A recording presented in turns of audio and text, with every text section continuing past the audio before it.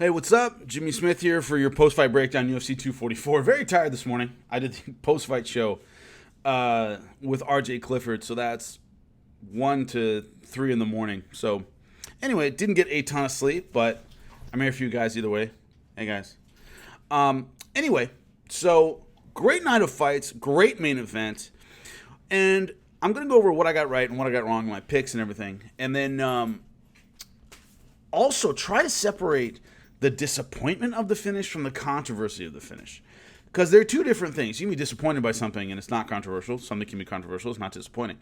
So let's see if we can separate the emotions of what we felt when it happened and the logic behind it happening and whether or not it's really that controversial. So anyway, first one's Kevin Lee versus Gregor Gillespie. I picked Gillespie to win, and his wrestling was a non-factor in this fight.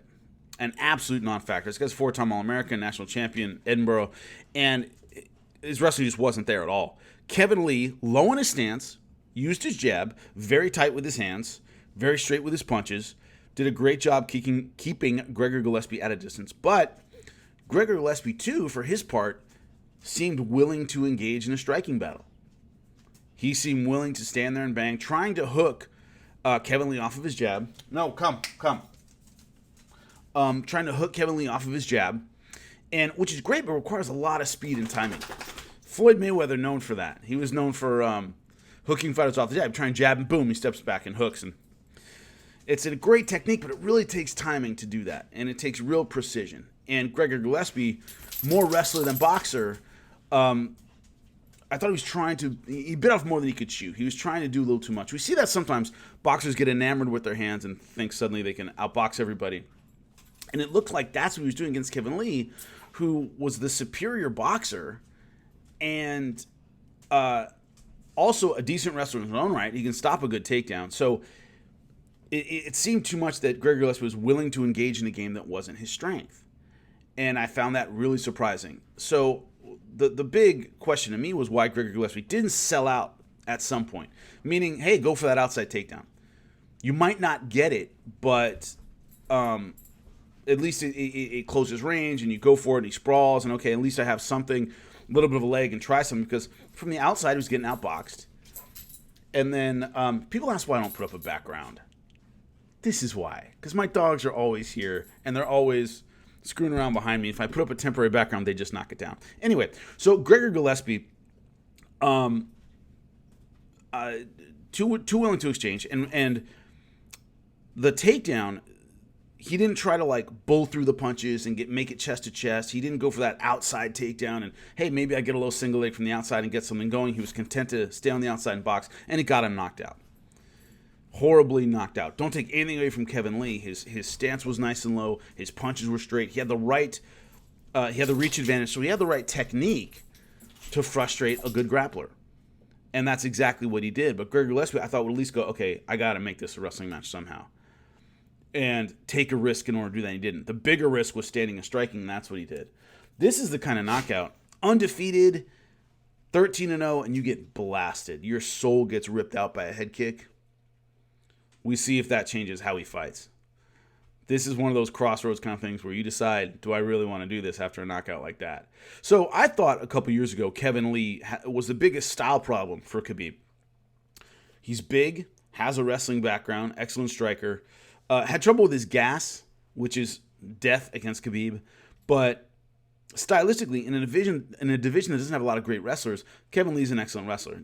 Not as good as Gregor Gillespie, but he might have the takedown defense to do something against Khabib. That's what I thought a couple years ago. Then his last few fights have taken that away from him. The shine has certainly gone off of him.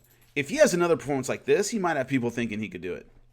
I thought Gregor Gillespie, a lot of people thought Gregor Gillespie in a couple fights would be a problem for Khabib, because that dude can wrestle.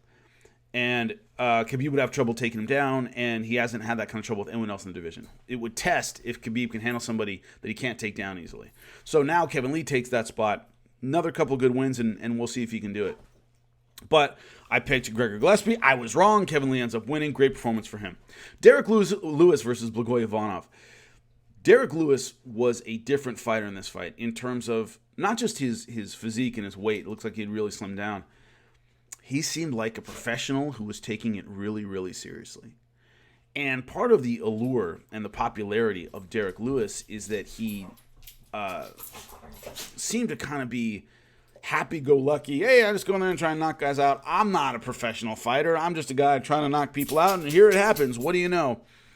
Obviously, great post-fight interviews, but that idea of, not that he was a tourist, but that he was not as invested as everybody else. It seemed kind of fun to him. And even with that attitude, he got a heavyweight title shot. This seemed like a Derek Lewis who thinks, I got to make this a job. I got to be a professional. I have to be well-rounded. I have to be patient. I have to be precise. That was the kind of fighter who took on Blagoy-Ivanov. And Blagoy-Ivanov fought the kind of fight I thought he would fight, in that he made it about the clinch. He went for some good takedowns, tried to make it about the ground game, was versatile on the feet in terms of the range at which he was trying to strike. He just couldn't get around the power of Derek Lewis. When Derek Lewis hit him, he hurt him. And also, when Blagoy-Ivanov would try to come in and close distance, Derek Lewis always had an uppercut waiting for him. So we saw Derek Lewis, who attacked from the outside and then was able to reset again. He didn't spend a ton of energy trying to knock Blagoy-Ivanov out, but he hurt him. And that was the difference in this fight is, yeah, Blagoy-Ivanov had his positional control. He had his moments for sure. And it was a very close fight. But Derek Lewis had the power to really hurt Blagoy-Ivanov and did it multiple times. Blagoy couldn't go in without getting hurt. And when he stayed on the outside and Derek Lewis was able to land, he ended up getting hurt and had to circle out and angle out. Now, Blagoy-Ivanov did a great job doing that. And then every time he was hurt, he would angle out. But he was hurt multiple times. And that won Derek Lewis rounds. But we saw a more professional, composed, complete Derek Lewis than we've seen in any previous fight. Good for him. He got the decision. I thought he deserved it. A lot of people thought Blagoy-Ivanov won. I thought Derek Lewis deserved it. And that was my second in a row that I got wrong. The good news is, the rest of the card I was spot on. Stephen Thompson over Vicente Luque. I thought this was going to go bad for me in the first round because Vicente Luque in the first round started landing power punches against Stephen Thompson. And I tweeted out, that's a really bad sign, which it is, because usually it takes a while to read Stephen Thompson. You know, he's got this tricky style, hands low, but good movement. And Vicente Luque was landing power punches and, you know, stunning Stephen Thompson in the first round. I was like, man, he might have him figured out early. Usually that's the kind of thing you might get second, third round as you figure out his timing a little bit.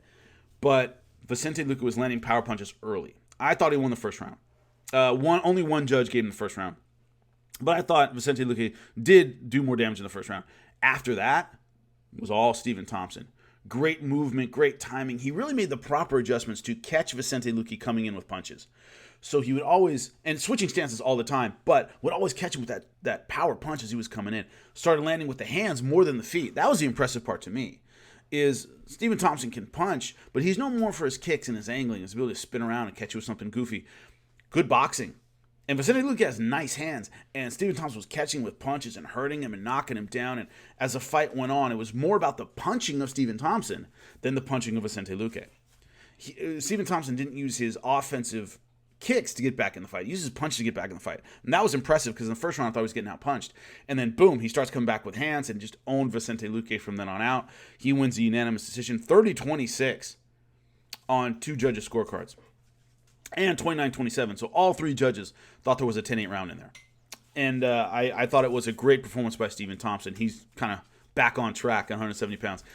So, but I picked that. I thought Stephen Thompson was going to win, and he did. And I thought it would be a decision, and it was. Darren Till, Kelvin Gastelum. Split decision win for Darren Till. This was my gut pick. I thought Kelvin Gastelum would be a little gun-shy and a little hesitant after losing a title, his title shot to Israel Adesanya. And that seemed like that was kind of what happened. Darren Till, man, he was big.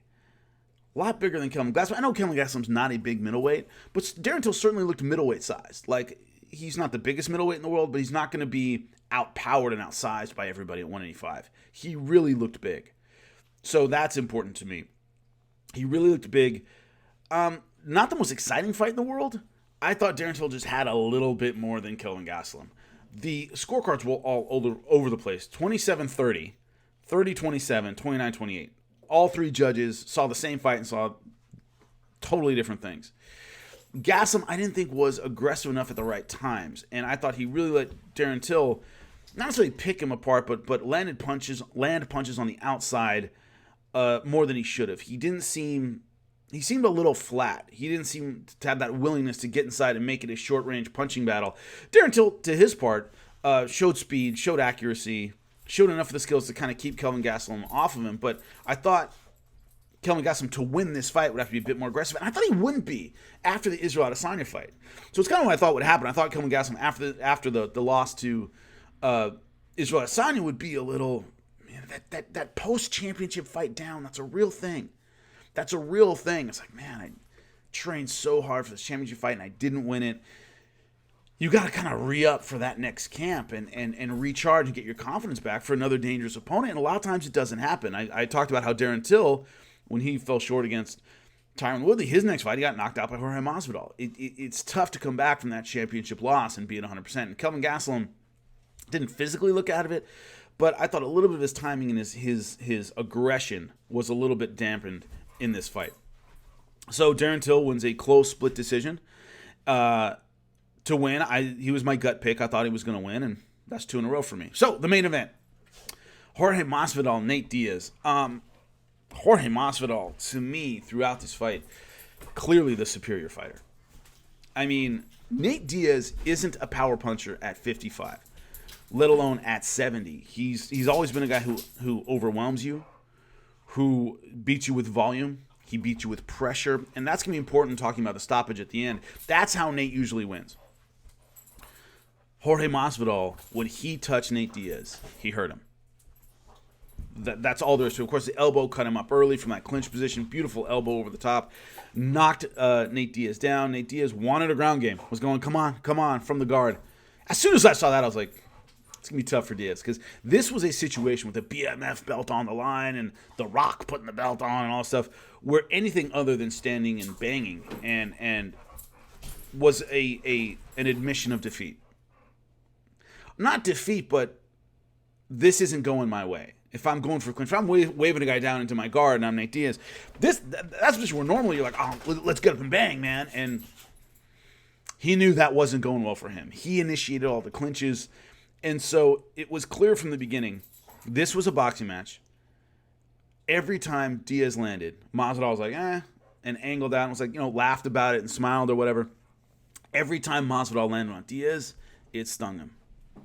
The power disparity in this fight was clear from the opening moment. As soon as they exchanged, Masvidal is a harder puncher than Diaz. Diaz has to outland him 3 and 4 to 1. And the problem is, with Masvidal hurting him early, Diaz couldn't just, hey, screw it, I'm going to throw so many punches to wear you down. Every time you go in and throw punches, you got hit and got hurt. So that was the thing to me, is that strategy of I'll wear him down and throw a lot of punches. Well, it's hard to do when a guy's throwing boulders at your head. Now, when I was breaking this fight down, the pre-fight, a lot of people took issue with the fact that I said Masvidal is a more natural welterweight than Diaz. And people went, Diaz is just as big, he cuts just as much, what are you talking about? It isn't necessarily a matter of size. It's Masvidal has welterweight power.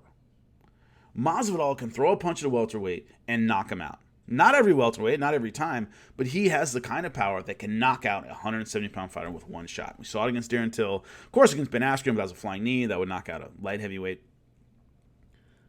Diaz doesn't have that. He doesn't have it at 55. He doesn't have the power to hit you once to make you go, oh man, where am I? He can do it at 55. He almost never does. 70, forget it. Forget it. Diaz doesn't have the power to hit a 170-pounder one time and starch him. Masvidal does. Masvidal is a more natural fit for 170 pounds. So when I talked about the really Masvidal being a more natural 170-pounder, what I meant is he has that natural power. You might look at them and go, oh, their frames don't look that different. He's just more solid. He packs a better punch than Nate Diaz. Nate Diaz, even if he had beaten Masvidal somehow, never really makes a run at 170 pounds. He cannot trade power punches with those guys. He just can't do it. He can submit anybody. But he can't go in there and take a lot of those guys down. His wrestling isn't great. Even if it were great, he just doesn't have that. You look at a Colby Covington, Kamaru Usman, just big boys. You're not going to get in and take those guys down and get on top. It's not going to happen. So that's what I meant by a more natural 170-pounder for Masvidal. He can hit a welterweight and knock him out. Nate Diaz cannot. And from the beginning of this fight, it was Nate trying to get that volume and pressure attack going, but Masvidal was outboxing him. He was punching harder. He was punching better. He was landing with more authority. He was more accurate. I didn't see Nate ever get into the fight physically and tactically. I never saw a magic bullet anywhere where I was like, man, Diaz can do this, this, or that. Once again, not a great wrestler. I didn't think he was going to take Masvidal down. And his striking game, Masvidal was sharper, better, more accurate, more powerful. That was the story of the fight to me. So the stoppage itself, let's talk about that. The cut was there from the opening round, and it was gnarly. That was a bad cut. When they showed it, man, it was tough. They let it go until the end of the third round. Doctor looks at it and stops the fight. Disappointment all around. Obviously, the crowd, the commentators, everybody upset. Simply because for a fight like this, with everything on the line, we wanted that stand and bang, bloody kind of war, and that ended up not happening. Kind of an anticlimactic stoppage. Have I seen worse cuts that didn't stop a fight? Yes.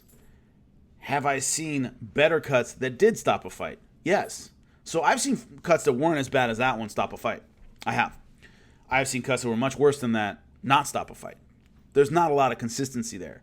But to be fair and honest, I've seen cuts that weren't as bad and the fights were stopped and the fighter didn't protest. The kind of fighters these guys were makes it more disappointing. But that's not the doctor's job. And I don't listen to the commentary when I'm studying a fight, but because I did SiriusXM, toward the end of the fight, we throw on our headsets and get ready to call the fight. So we're listening and getting ready to go, so I can hear the commentary because it's on SiriusXM. I think it was Dominic Cruz goes, the doctor should know what kind of guy this guy is. And no, they're not. The doctor should not know that. That should not be a consideration. For the referee, yes. For a referee, yes. The doctor, who's a medical professional, should not care that this guy's normally super duper tough. A cut that stops a fight, in the medical professional's opinion, is a cut that stops a fight. Dominic Cruz is completely wrong. A referee should know who they're fighting, who they're refereeing, and know for a stoppage, something like that. A doctor should not. They're supposed to be dogs. They are supposed to be totally impartial. They don't know who that person is. It doesn't matter. The cut is here. That makes it dangerous. The size of the cut makes it dangerous. Whatever criteria they use shouldn't be based on who that fighter is and what they've done in the past. That should have nothing to do with it. A broken arm's a broken arm. So you can complain that he shouldn't have stopped the fight. That's fine. Everybody has a right to do that. But that idea that, he could have stopped it for somebody else but shouldn't have stopped it for Nate Diaz, a doctor should not think that way. Doctor should be impartial. So, anyway, you can argue about whether or not the cut should have been stopped, because, yes, I've seen worse that continue. Tyson Fury, for example. That was a boxing match, maybe a little different. But Tyson Fury fought with a much worse eye than that and ended up winning his last fight. But it was the best possible outcome for the UFC. Because it wasn't, up to that point, a particularly controversial fight. This was a one-sided fight. Masvidal was outboxing him. The people that say Diaz was going to wear him down and win in rounds 4 and 5. Sure, if Masvidal got tired all of a sudden, Diaz wasn't using the pressure game, the body attack, the volume punches that normally wear a fighter out late. Usually when the Diaz brothers fight, both of them, it isn't their opponents suddenly get tired in rounds 4 and 5 for no reason. It's because they've been eating punches the whole time. Because Diaz has been walking them down and mugging and landing punches, working the body, which he does very, very well. None of that was happening in this fight. None of it. Nate Diaz wasn't landing the kind of punches that normally wear his opponents down. He wasn't. So was Masvidal slowing down at the end of round 3? Sure, you could have seen signs he was slowing down a little bit. Tough fight. He was throwing a lot of punches in the end of the third round. Diaz wasn't landing enough to wear Masvidal out. Could he have done it? We don't know. My point is there was no evidence up until that point that Diaz was going to turn things around. This stoppage makes a rematch and another big money BMF fight that much more enticing and appealing. Dana White can turn around and go, oh, bad stoppage. That doctor knew what they were talking about. They need to do it again. I need to make another bucket load of money. So this is the greatest outcome for the UFC, is a cut stoppage in a fight that was headed in one direction. Masvidal, to me, was clearly the superior fighter, clearly the superior boxer. And this cut that disappointed everybody gives them the opportunity to rematch him. Is Masvidal in line for a title shot? I don't think so, simply because the winner of Colby Covington, Kamaru Usman, is going to have a totally different style than Diaz or anybody else that Masvidal would look good fighting. Now, of course, there's a bad blood with Colby Covington. You could sell that. But stylistically, it's not a particularly appealing fight. Is Diaz in line for a title shot? No. So them fighting each other again is fine. You want these guys to fight exciting BMF-type fights. Well, why not rematch it? That would have been if what happened in rounds 1, 2, and 3 had continued happening in rounds 4 and 5, it's hard to sell a rematch. Diaz was just getting tuned up for three rounds. If it had been 5 rounds at the end of that to say, hey, we need a rematch, that's a tough sell. But the cut and the disappointed fans, and I've had people on my social media going, Diaz was about to take over. Masvidal was just slowing down. Okay, Diaz just hadn't landed the kind of punches that normally slow fighters down. He wasn't landing those. So that controversy is perfect for everybody. Perfect for the UFC, perfect for the fans that love Diaz and go, man, if only he had had 2 more rounds. I think Masvidal was clearly the superior fighter. So that probably sets up a rematch. Great, wonderful. I'll pay to watch it. But Masvidal really had a masterful performance. And no cut, no stoppage at the end can take that away from him. Will he get another great payday? Yes, he will. And that's pretty awesome. Where does the BMF go from here? Who knows, but him fighting Diaz makes that a factor again. We were wondering about what the BMF belt would do, if somebody would defend it and all this stuff. A rematch just recharges and makes it a BMF fight again, which I think everybody would love to see. But great performance from Masvidal. He's the guy I picked to win. So I started out dicey. The first 2 fights I lost, but I swept the last 3. So I feel good about that. But thanks a lot. Really appreciate it. Give it a like and a subscribe if you enjoy. And I'll be back before and after the next one.